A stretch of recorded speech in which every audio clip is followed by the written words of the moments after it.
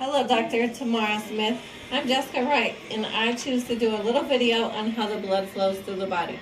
First, I want to tell you a little information about it, and then I'll explain how the blood flows through the body.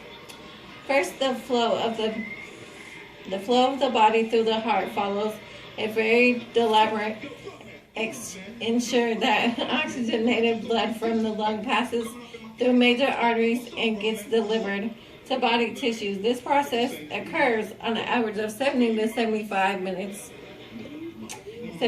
times a minute, and pumping about 2,000 gallons of blood every day. Regular arrhythmic contraction of the myocardium, the thick middle layer of cardiac muscle, provides the pumping pressure that allows blood to flow through veins and arteries. To best explain the journey through the body, let's start with the single cell tip from the tips of your fingers to the tips of your toes.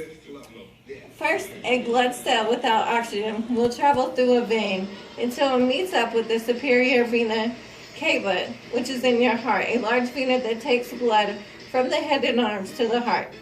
The cell passes the right atrium, where it meets with the blood from the lower part of the body from the inferior vena cava.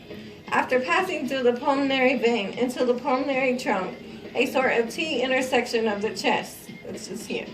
At this point, the cell either goes right or left. For the sake of argument, our cells choose the left pulmonary artery.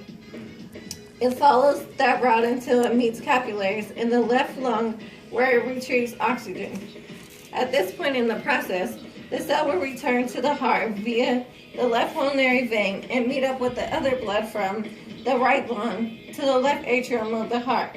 The blood then flows down through the mitral valve into the left ventricle. This is the part of the heart that pumps through the entire body.